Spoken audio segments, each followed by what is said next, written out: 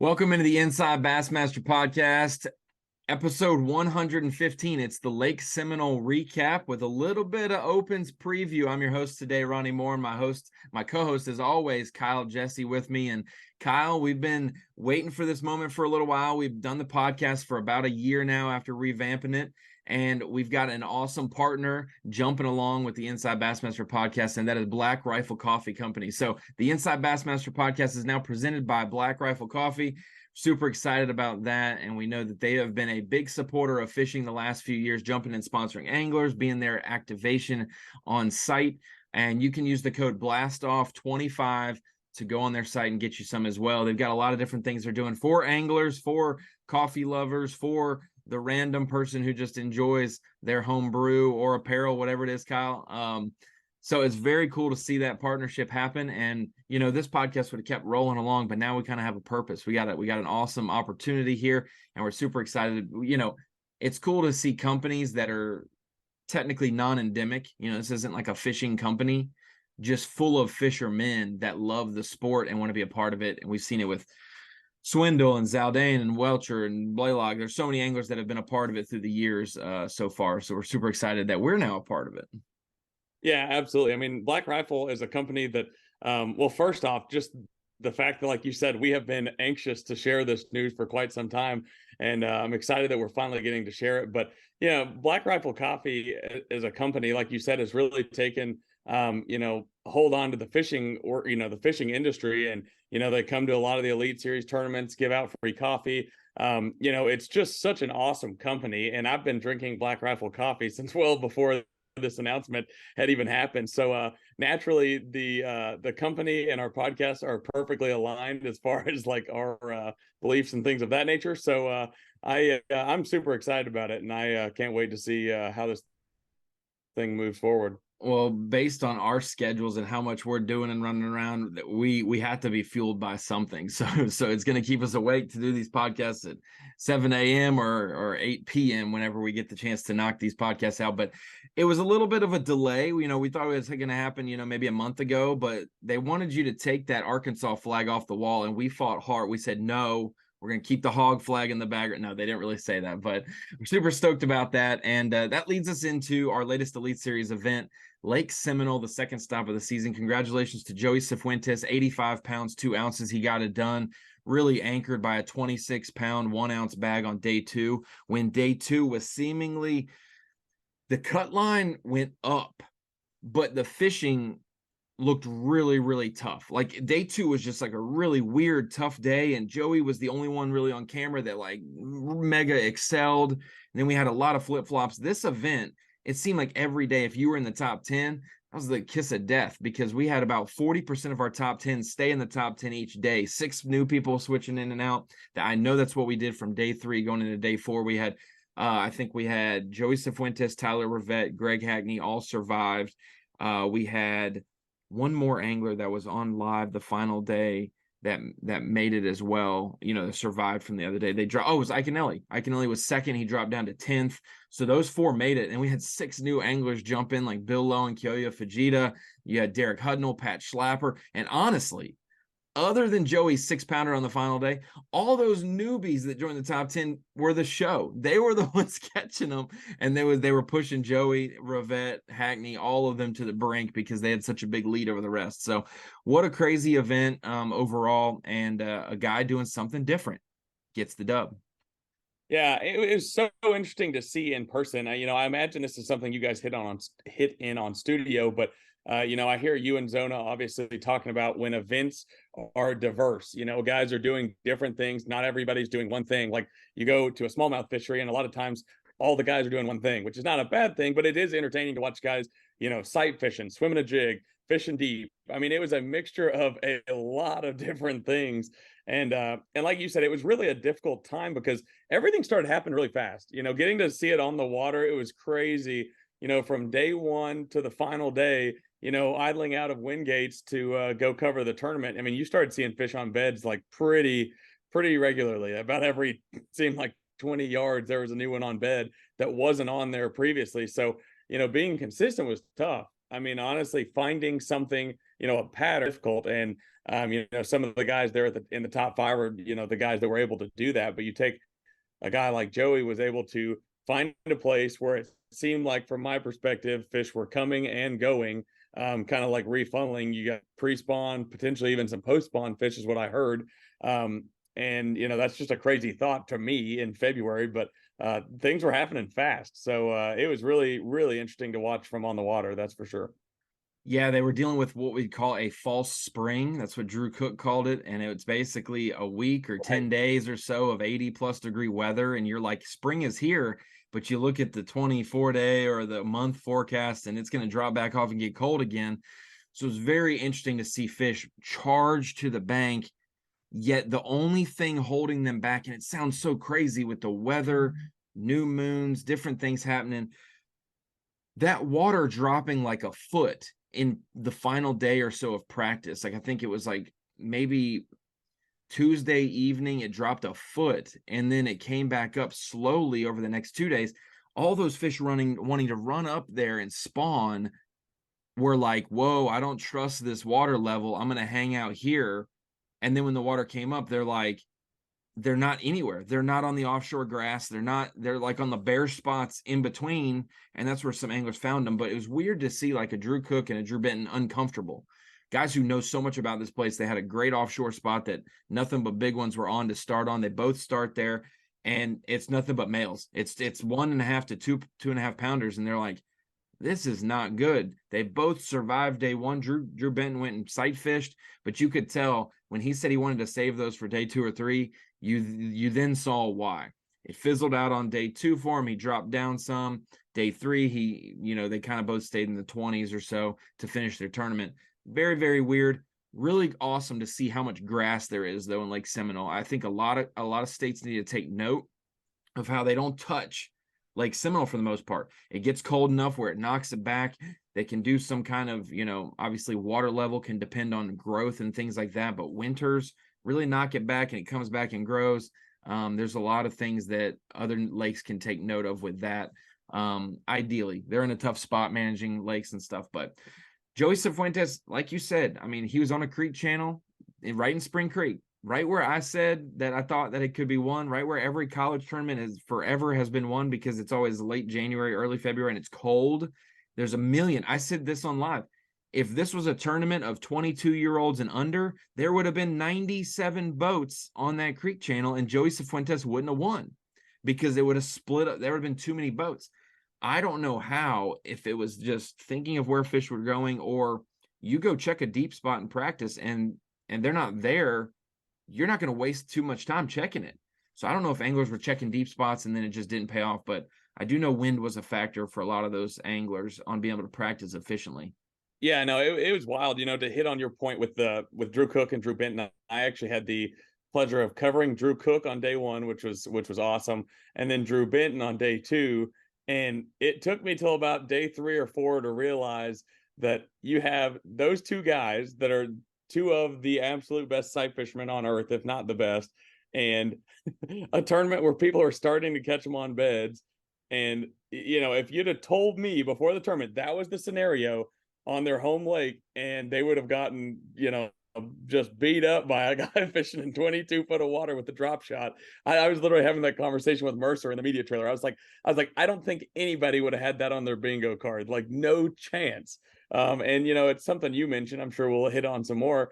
2 tournaments in a row, like doing something completely different than the majority of the field. I mean, you talk about, I got the pleasure of covering Pat Schlapper as well, and he was doing something very similar. But ultimately you've got the top 10 and pretty much only 2 guys doing, similar patterns. I wouldn't even say what they were doing were exclusively the same, but they were, fishing one was offshore around timber and one was around grass. And I broke it down on the map where Schlapper was, and it's crazy. You can see it on Google Earth. You can see when the grass is grown up, where those big isolated patches are, where the clear spots for the secondary channel or the main creek channel, and how it probably, when you relate it to contours and you flip back and forth from satellite to contours, you're like, well, no duh, this is a dang hydrilla offshore spot on a secondary creek channel leading back to a spawning bay in an area like Fish Pond Drain, where there are hundreds of fish headed to over the next 2 or 3 weeks. And so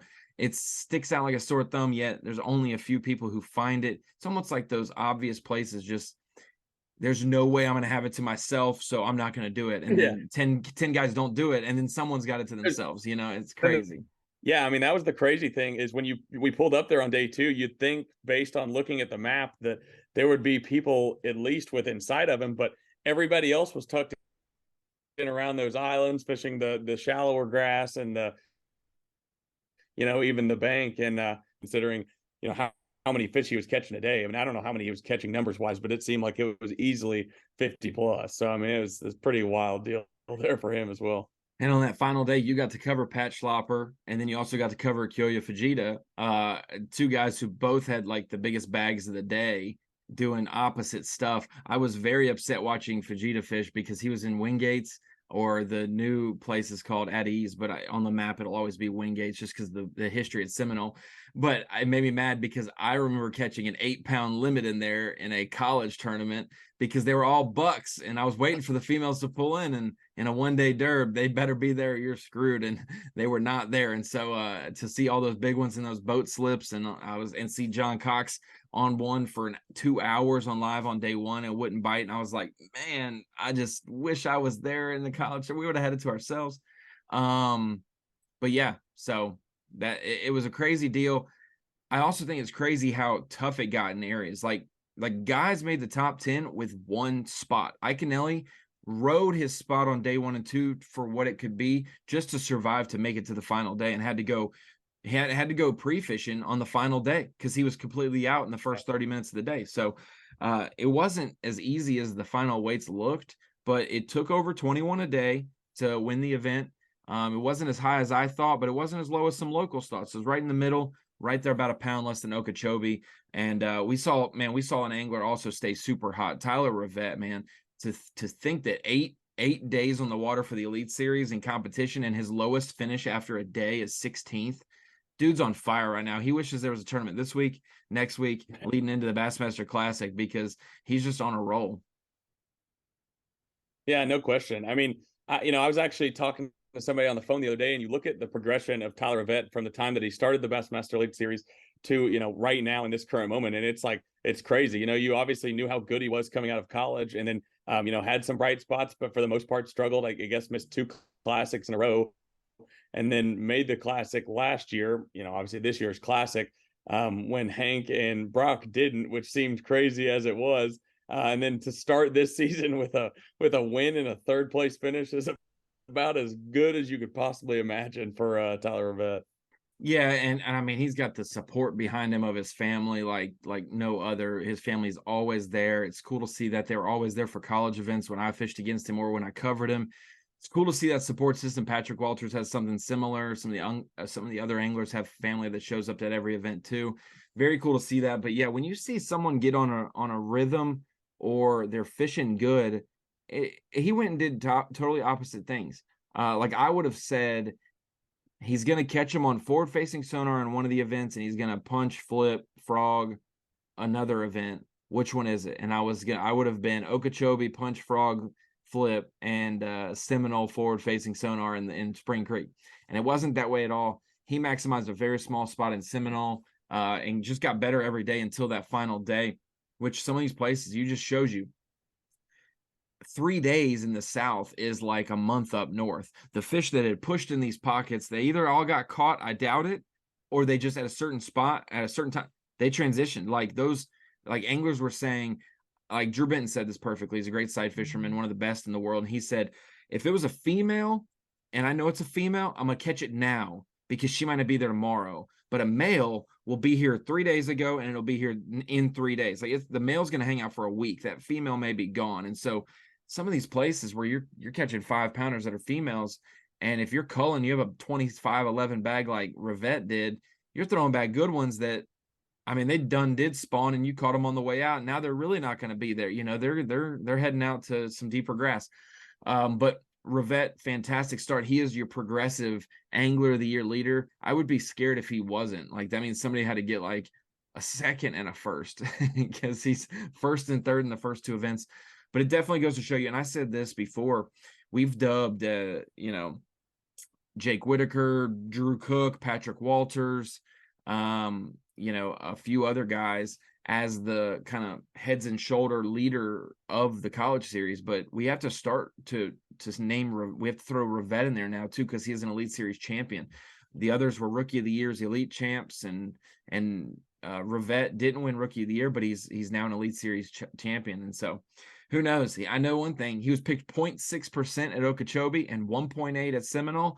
I bet you his classic percentage is high. People are going to try to pick him, or they're going to save him for Santee and drain the lake, whatever it is. But Tyler Rivet's fishing hot, and it's very cool to see that.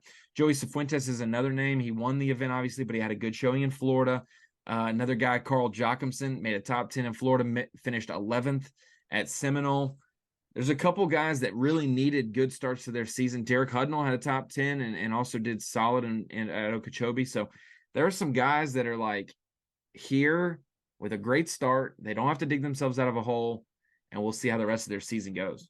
Yeah, no doubt. Yeah, it's been interesting to see so far. There's no question about it. Well, Kyle, that leads us to we've talked about Seminole, we've talked about Okeechobee.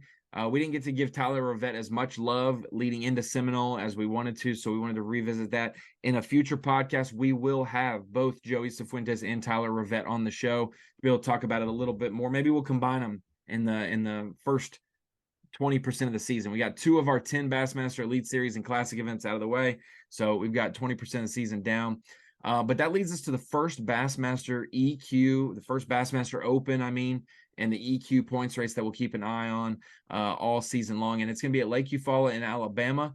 Somehow you're not working it 2 hours away from your home, and I'm coming from 8 hours away to work it and to talk to the people at the meetings and stuff. But Eufaula should be a good one this week. If I saw a video that there was a spawner on Gunnersville, like in February. We saw him at Okeechobee. We saw him at Seminole. There was some at Gunnersville. Like, it's going to be just maybe not fishing amazing, but it's going to be something like similar to Seminole, where there's going to be ones on bed. People are going to catch them deep. It's going to be all kinds of stuff. Yeah, I think that the idea of there being diversity there is going to be really, really high. There's always an offshore bite there, it seems. Brush pile bite is always super popular, regardless if it's winter, pre-spawn, spring, summer, you name it. And then there absolutely will be fish up there shallow. What percentage of them spawning, who knows? I guess the weather between now and then will dictate that. But yeah, I actually went fishing today on Lay Lake, and there were some fish much further along than I would have guessed. So I am guessing 2 hours, 2 hours, 3 hours south of here, it's going to be a free for all. And I couldn't imagine that one would be. It almost seems like the Opens, no matter what the scenario is, some just absolute like weather catastrophe happens like right before, or like, the addition of like that much pressure on a lake and everything always just destroys the possibility of there being good weights. But the way it stands right now, I couldn't imagine that tournament not being a heavyweight event for 3 days. And like you said, I think we'll see guys doing a lot of different things in that event as well. Yeah, looking at the highs and lows this week in Eufaula, Alabama, 82 for Tuesday's high. The lows will be around 66, 67 the next couple days. 81 as a high on Wednesday, 81 on Thursday for day one, 79 on Friday with a little bit of rain. Big winds, though. 11-mile-an-hour winds from the south on Thursday, 18-mile-an-hour winds from the south on Friday. And honestly, you want it coming from the east or west, because that place sets up like a Finger Lake in New York. It is just straight up. So it's going to be busting it from the south, from the dam up. It's going to be doing that. It does drop off, and the low is Saturday morning, championship Saturday, 51 degrees for the low, 70 for the high. We got to talk, Kyle, to Trey Swindle. He's going to be our guest today on the podcast. We got to talk to him before the practice period. We're trying to shoot these podcasts in between. So we did get to talk to him before he started practice at Eufaula, and kind of what his thoughts were, how his 2022 season, it was so topsy-turvy, how he handled it, and then also what he's looking forward to in 2023. Great conversation with Trey Swindle, one of the budding stars and nephew of Gerald Swindle. Been through a lot, hasn't had the easy road, trudging through it, and I know you know him in person more than I do. I look forward to meeting and shaking his hand this week, but I've known of his name for a long time. But Trey's got an awesome background, and definitely was good to get to talk to him in the episode today. Yeah, no question. Trey was a fantastic interview, and it was really cool to get to, hear his side of some of the stuff that happened last year and, the adversity that he went through, and then, climbing his way back up and, looking forward to starting the EQ season this year. And, I would have to guess this tournament's going to set up as well for him as it would for anybody. Yeah, and we got about a month from Eufaula to, I believe Bugs Island is the second one, and that is in Virginia in April. So we're going to be doing some podcasts, definitely covering the Opens, the St. Croix Bassmaster Opens this season, getting to break it down, the points race. I've been doing it daily on Bassmaster Live, previewing the season with who's fishing it, where they're fishing this year, the format. Got to talk about that Bass Nation changes as well. I look forward to talking about those for 2024 also. So hope you guys enjoy it. The Trey Swindle interview from the water, because that kid lives on the water as much as possible. And he's looking to start off 2023 for the Opens strong. 9 events, 9 qualifiers to the Bassmaster Elite Series, and it all starts this week at Lake Eufaula. Kyle, let's roll that beautiful bean footage. Kyle, it's hard to talk about the state of Alabama and starting off the Opens EQ season there at Lake Eufaula without talking to an Alabama angler themselves. So welcome to the podcast today, Mr. Trey Swindle. Trey, how are you doing? Where are you at right now? Obviously, this is shot just before practice started at Eufaula, so you're getting some other fishing time in though before it opens up for practice. Yeah, for sure. I'm up here at Guntersville, just kind of fishing around, just kind of getting a feel for everything. I fished a couple ABTs, but I like to stay on the water, and I don't like my first day on the water to be, the first day of official practice at the Open. So I've been out here just having fun today, just fishing a little bit. Now, Trey, give us a pretty good idea. Obviously, lived in Alabama your whole life, I guess. So talk to me a little bit about your experience there at Eufaula, how much experience you have, what do you think of the lake, kind of what you're expecting. Yeah, I've fished there a couple ABT a bunch. In the South Division, I fished a couple of years, and they actually go to Eufaula. So I've been there 2 or 3 times, 4 or 5 days a piece, and it's a good lake, man. It fishes well, and like it's one of those lakes you can fish your strong suit. So like for somebody that likes to fish deep, it's a brush pile lake. You can fish out deep, but you can also fish shallow. So I think it'll spread a lot of guys out, and I mean it's got a lot to offer. I think. Weight wise, I think it'll be pretty high. Somebody will blow it out of the water, catch 20 or 30 pounds one day and back it up with 18. But I think, 14 pounds a day is going to be pretty good down there. So I'm excited for it. Yeah, it seems like Eufaula's honestly up there in the caliber weight wise as some of these places at times. It maybe doesn't get as high as a Santee or a Florida lake or a Texas lake, but it puts out big bags. If you have a 4-day, ABA national championship like Brian New has had in the past, or 2 or 3 day events, you got to have almost 24 or 25 a day, which you're on pace for the Century Club. So I'm excited to see the weights, but you can go to Eufaula in pre-spawn situations like March. You can go there in the summer, and you can go there in the fall and almost do the same thing. It's just whether there's a bunch of vegetation, not as much, whether you're fishing wood, right? Like it seems like a great paradise to start off the Open season, especially the diversity of what you can fish. Oh, for sure. That's why I'm looking forward to it. A lot of the places sometimes when the Opens go there, it's so one-dimensional. Everybody's doing the same thing, and it's really hard, fishing to win or fishing to make the Classic. You just can't get away from anybody. And I feel like to win, you got to get away and be able to do your own thing. So at Eufaula, I feel like I said, it's going to spread a lot of people out. You'll see people live scope, and you'll see people take the graphs off the boat because they don't need them. So it should be interesting for sure.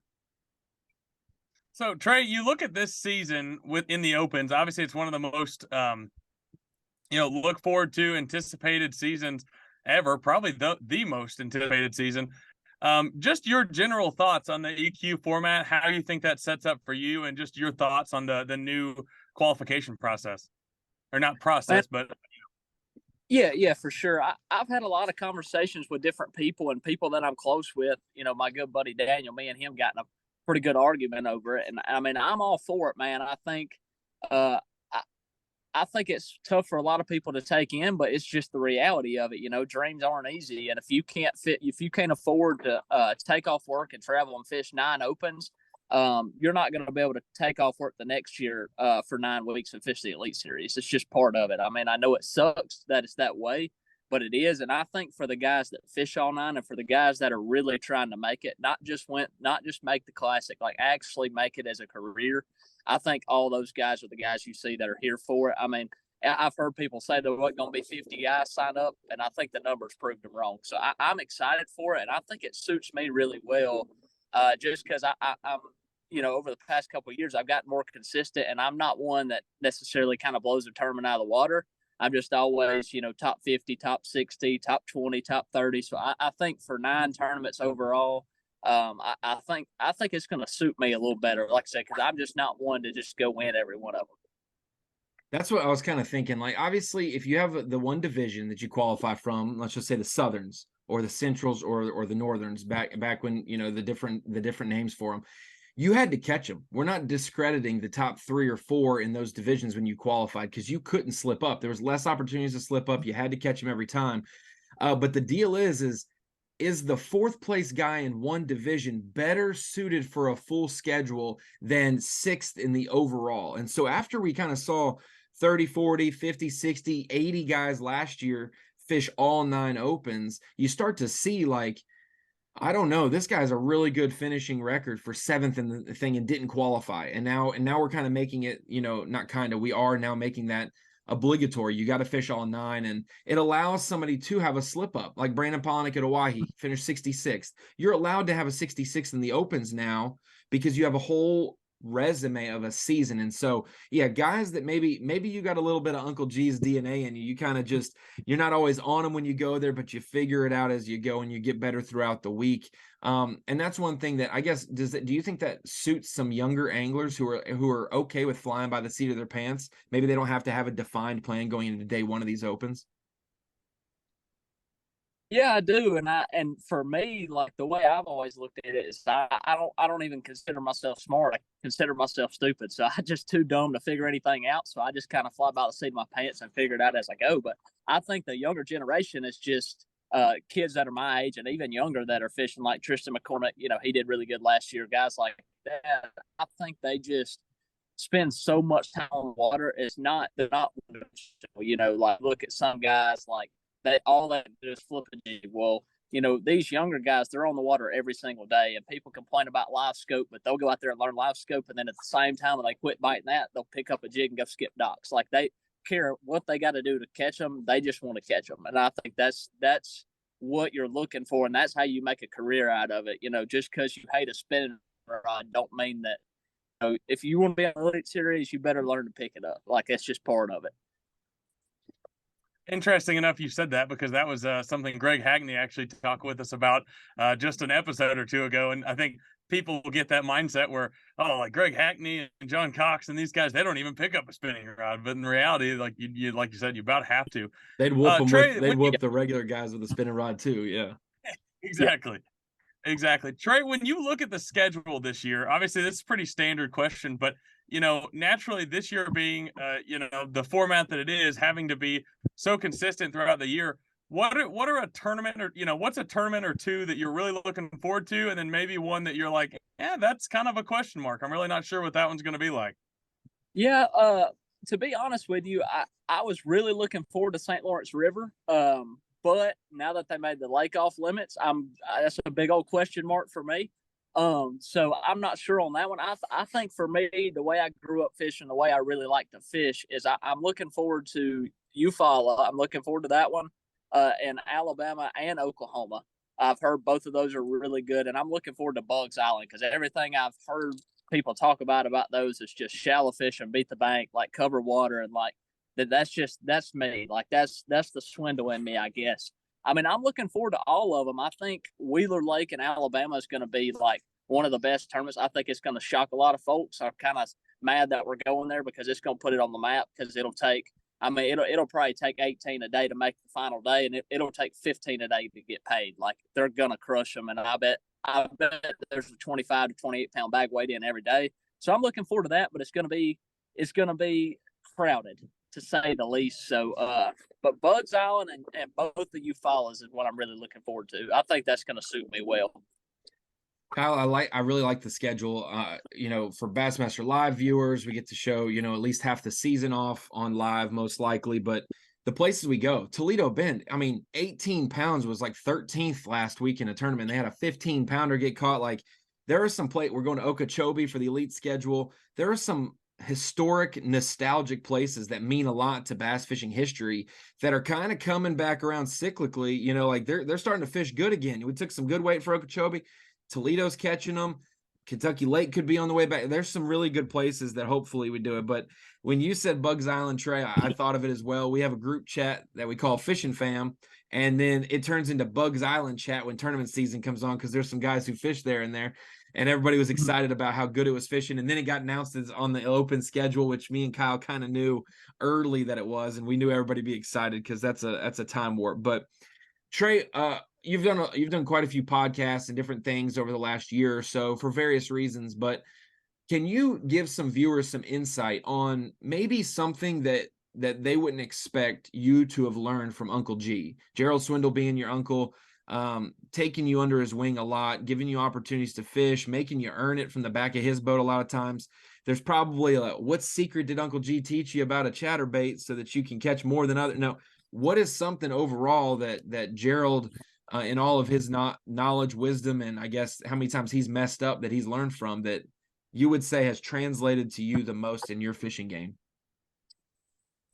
That's a good one, because to be honest with you, that a lot of people, think whatever, but me and G don't get to fish a lot, so growing up, like I haven't really just learned like a technique from G. We just don't get to go too much. He's always traveling and fishing the Elite Series, and when he's not fishing the Elite Series during his off season, he's always speaking and going to ICAST, this and that. Like, he's never just at home, and we don't ever really get to fish together. So I wouldn't even go to say that I've learned a technique from him that helped me out, but like his attitude on never giving up is something that, like, I mean, you just can't even put into words. And I think over the past 2 years, I've had some, really good tournaments, and I've had some bad tournaments, and I fought back. And like, I think just the attitude he has, he uses PMA. That's his big thing, positive mental attitude, and just never giving up. And I've seen that firsthand, getting that attitude from him. I've seen it, come out through me. And at times when I didn't think, I had anything left in me, like Chesapeake Bay, I didn't think I had anything left in me the second day, and like pulled up last minute, like 5 minutes before check-in, and caught a 4-pounder to make the final day. So like little things like that, the way he handles adversity and stuff like that is what I've took the most from. Well, that's perfect. And Kyle, we've been going back and forth, but I'm going to jump in just to jump on that one and caveat that. But let's talk about the Chesapeake Bay. So it's kind of I was doing live. I called you the day before. I got notes in my phone of how you were catching them, but I never got the chance to highlight that on the show. Going in the final of the Chesapeake Bay, you were second place. We kind of heard the situation about the lack of, not insurance necessarily, but the lack of proof of insurance, being able to show that off in the correct form. I've been in that situation, worried to death at a college meeting when my first college tournament. I was like, Mom, Dad, we got to make sure this insurance. And they're like, no, it's fine. I'm like, no, if I'm boat one or I'm leading or if I'm last boat, like, I'm going to need it.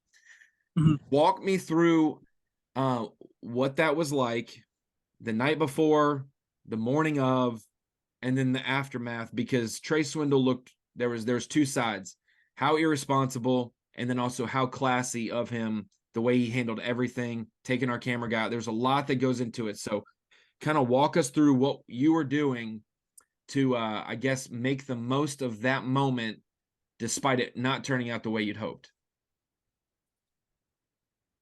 Yeah, for sure. It was tough on me because most people don't know, but, so final day it was on FS1. Like you said, you were doing the live coverage, and that was my first ever top 10. I've had a couple other opportunities, but like, that was my first ever top 10, and I truly felt like I had a shot to win. And my mom and my friend drove all the way up from Alabama all day on Friday after they said I was going to make it, and all the way up there late Friday night to watch me on the final day.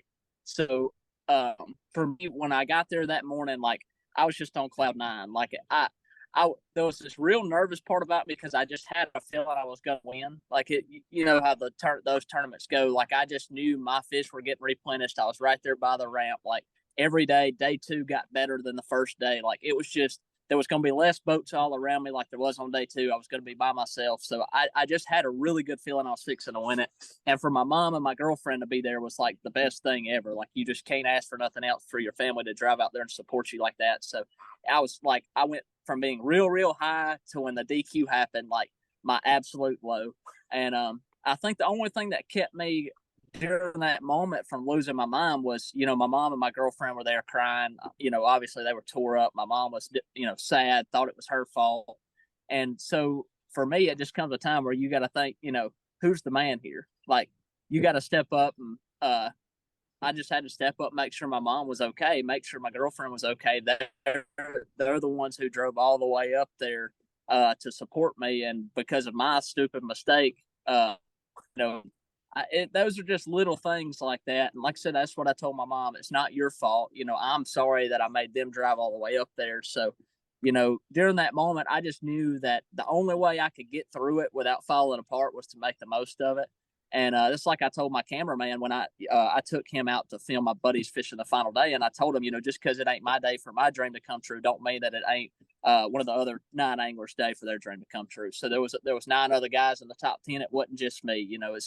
So it's easy to be selfish in that situation, but I had a lot of good buddies fishing on the final day. JT Tompkins, Kyle Austin, Kyle Patrick.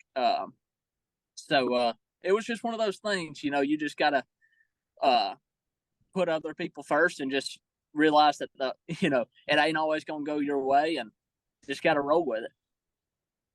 Yeah. And that's one thing, that I feel like needs to be brought up more is it would have been, I wouldn't say it would be easy for you to get up on stage and act like, it's okay and, have a positive attitude towards it. But, I can attest that Trey and I talked a lot that morning as it was happening. I was at the tournament, of course.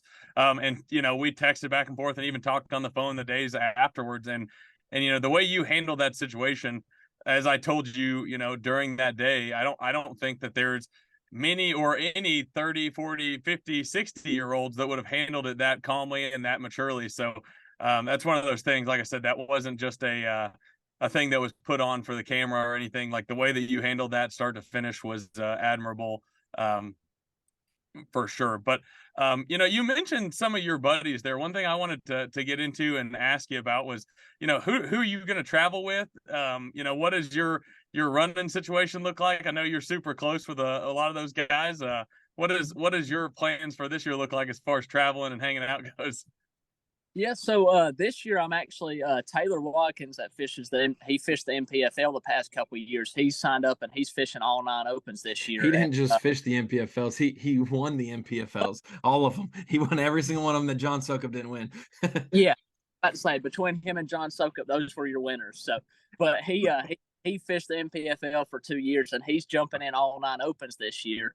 And my stepbrother knows him. They were good friends growing up. My stepdad knows Taylor, and it just so happened, we both fishing all 9. He's got a truck camper, so I'm actually it's gonna be me and Taylor Watkins traveling together for pretty much all of them. He said a couple of them, his wife may come, and I might get booted out, which is understandable, But I think for the most part, that's what I'm gonna be doing this year.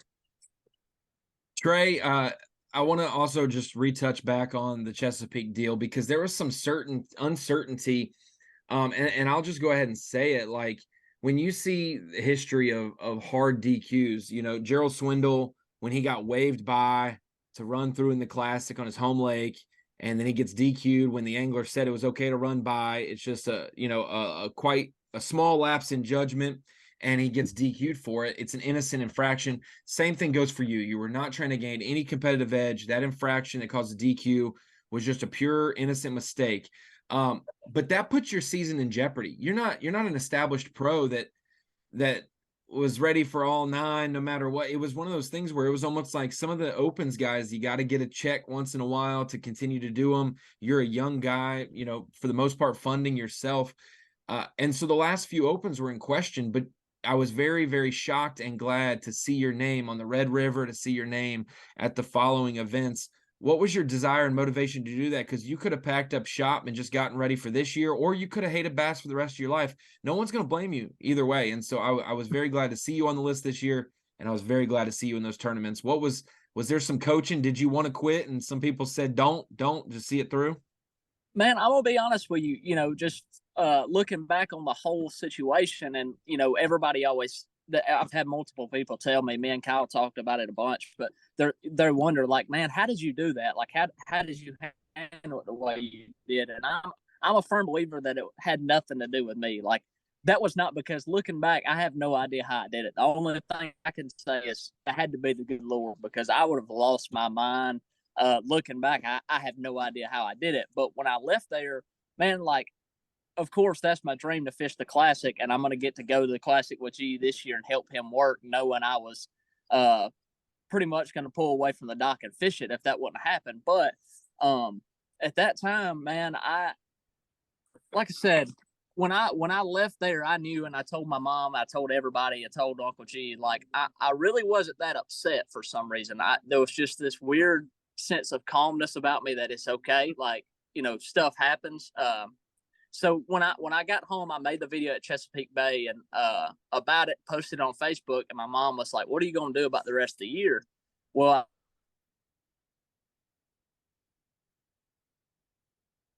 No.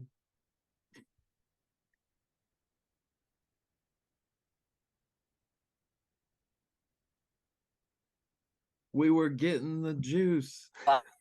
Hey, Trey. Yeah. You're breaking up on us completely. Can you hear us now?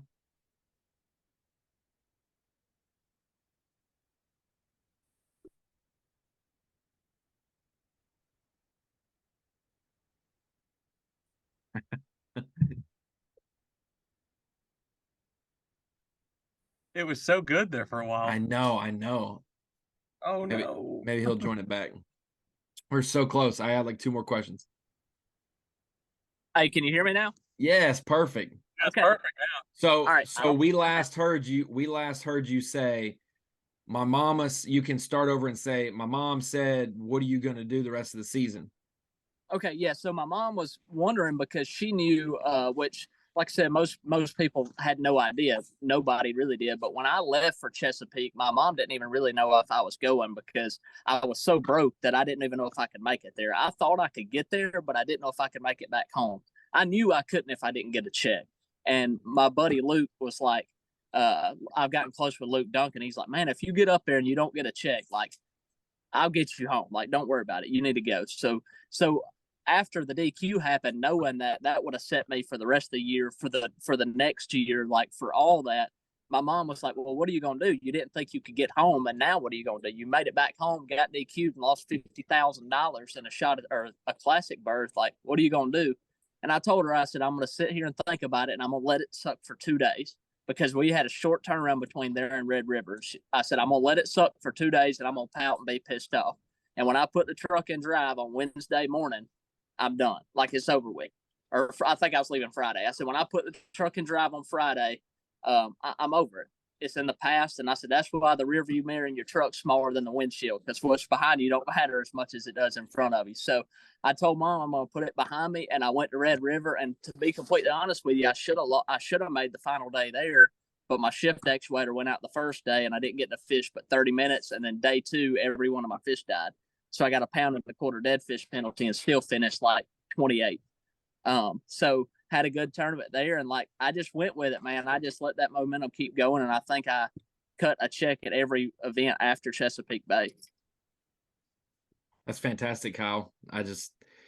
It's good to see good guys who make honest mistakes have the ability to jump back in it, and that kind of gets us into the 2023 discussion. We talked about the 2022 path. We talked a little bit about Eufaula in general, but have you gotten any kind of positive feedback, Trey, from companies in the industry that are wanting to be a part of Team Trey Swindle this year, so that there's no question all 9 are in the windshield, not the rearview mirror?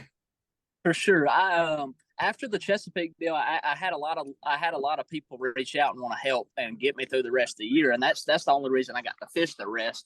And but I've got I'm fishing with all 13 this year, so I got 13 on board. I'm going to be fishing with all of the Meta Series, G's, rods, and reels, and I've actually partnered up with Triple B, Bass, Bucks, and Birds. It's Zach Russian's company, and he's on the side of the boat this year. I'm excited for that. We got a lot of stuff in the works with him, so yeah, I'm in all 9 all year. whatever it takes. I ain't gonna say I'm eating steaks every night. I might be eating microwavable rice and macaroni, but we're in all 9 and we're gonna be there regardless.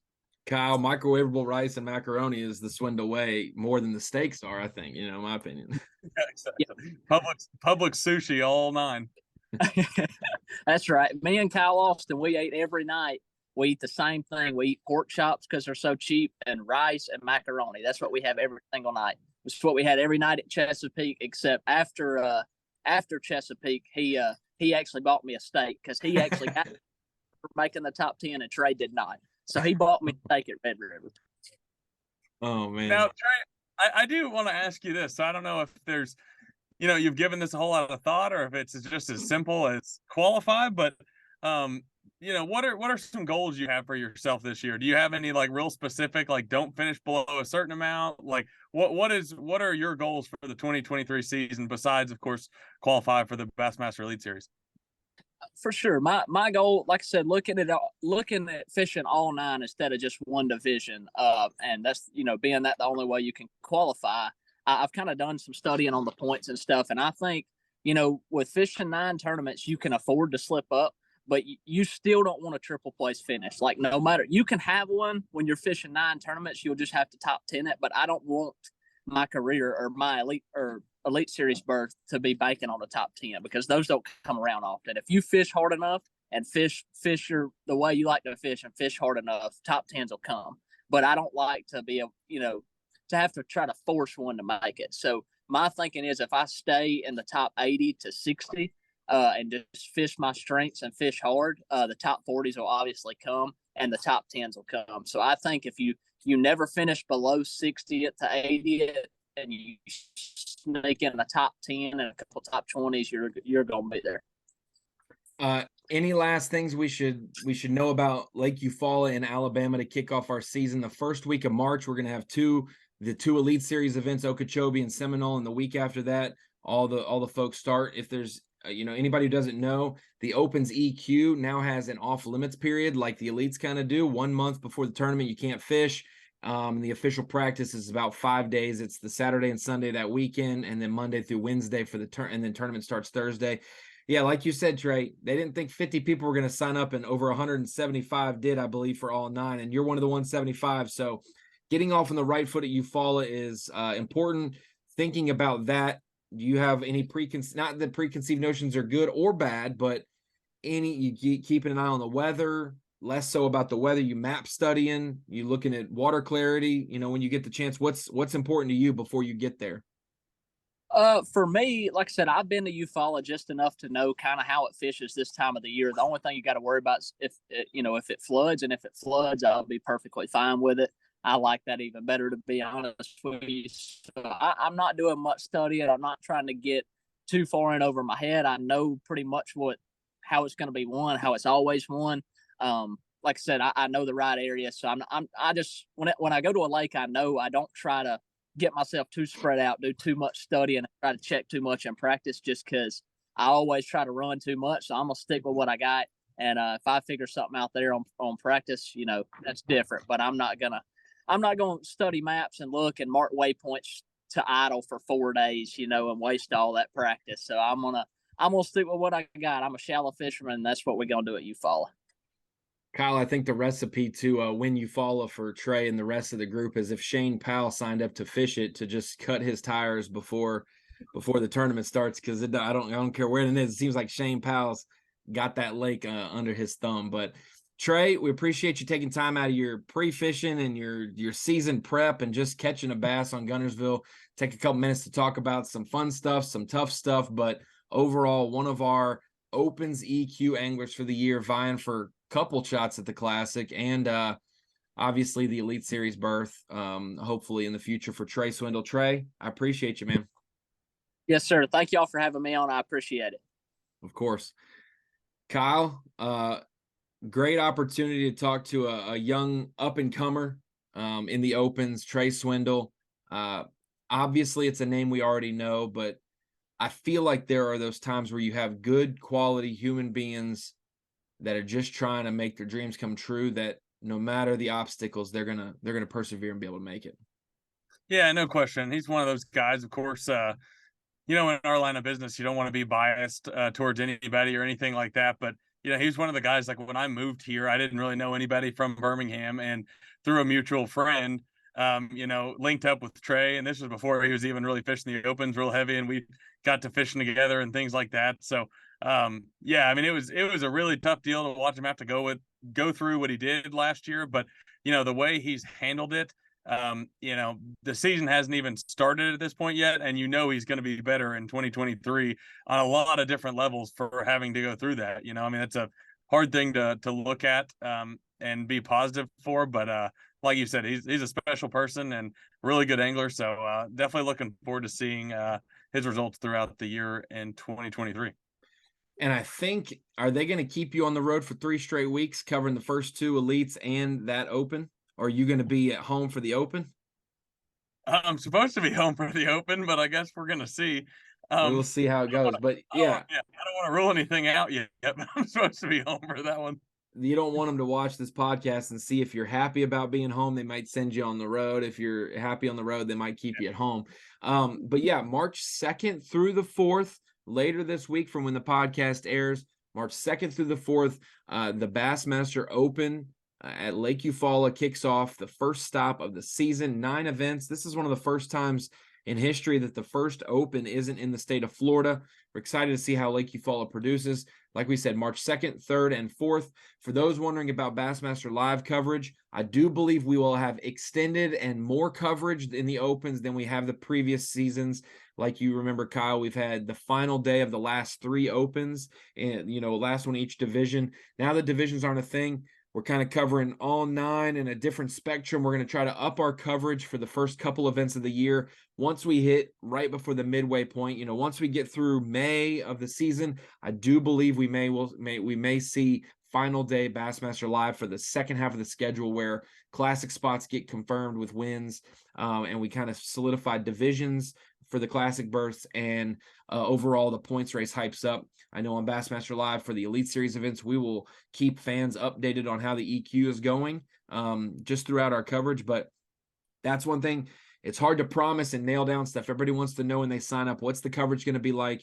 The effort is to increase the coverage, whether on the water or in the studio, creating video, photos, trying to connect fans to the people who are competing and what they're doing on the water a lot quicker. So, Kyle, I know you'll be a part of that, and I'm going to try to chime in and be a part of that. I might even go to Eufaula later this week from when the podcast airs. I might be there. Not quite sure either, but we're definitely keeping a lot of things in play this year, because we do need to – we spend our whole life trying to make 100-plus Elite Series anglers known to the realms, but doing an extra 175 to 200 anglers for the Opens EQ – there's a line of trying to give people as much coverage as possible. And so we're doing our best. It's not like we added 87,000 IRS agents to our crew to try to help do the coverage. We got the same people we were before. We're just trying to do a whole lot more. Yeah, no question. I mean, the reality of it is, and nobody's going to feel bad for us, and nor should they, but it's one of those things where it's definitely going to create a lot more work. But the reality of it is like, the EQ format is obviously, like we've discussed, in previous episodes, it's like, it's basically its own tour now. I mean, if you look at it that way, I mean, these guys that are fishing all 9, I mean, you're ultimately fishing an entire tour. And it's kind of been like that, with the overall angler of the year the last few years. But now it's like, there is, that's it. That's all you got is the overall, the EQ system. So it's definitely going to be fun to watch. It's going to be fun to, like you said, enhance the coverage, try to get as much and more unique content out. I think that's going to come in a variety of different ways. And I think that, at the end of the day, I think most people will be happy about it. And I know that, for fans and people like us that, work in it, I mean, I'm looking forward to seeing it all fold out from event number 1 to the last one. Yeah, we're going to get to know a lot of the EQ guys and do our best to cover them so that when they slide into the Elite Series, whoever makes the top 9 in the points, I mean, we don't have to do those introductory interviews because we've known them from the Opens EQ. And so there's a lot of, who? So-and-so who? Oh my gosh, we heard that way too much, but we're going to provide the clarity. I know I see all of the aunts and uncles on Facebook that congratulate so-and-so for making the elites when they win an Open, and that's not the way you make to the elites, but we'll have all the clarity of that. But like we said, so many seasons kicking off, so many busy schedules, so many overlapping schedules for anglers. The Open's EQ, 9 events, top 9 make the elites. Obviously, the Classic's still distributed if you win an event. I think this is going to get, Kyle, a lot more Opens anglers in the Classic than past years, where we'd lose a third to half of the slots to elite guys who compete. Now, if those elite guys compete, they got to pick out a specific division. Obviously, fishing all 9 and all 9 elites, only Daryl Gleason and, maybe Kenta Kamira were the only ones doing that last year. So a lot of opportunity for these guys who are now fully invested and committed into making this thing happen. Yeah, no question. And, it's something that is pretty obvious. I think most people have seen this over the last few years, but I mean, the longer this goes on, coming from a lot of different places, I won't get too specific, but there's going to be guys that are loading up the EQ, the Opens EQs that are touring pros. I mean, they have been on the Elite Series, all these other places. And it's eventually going to become, like we're saying, like it's going to be like a whole entire secondary tour. They're not calling it that necessarily, but it's like you're obviously going to be able to follow these guys from start to finish to the end, which, like we were saying, from a coverage standpoint, makes it that much more interesting.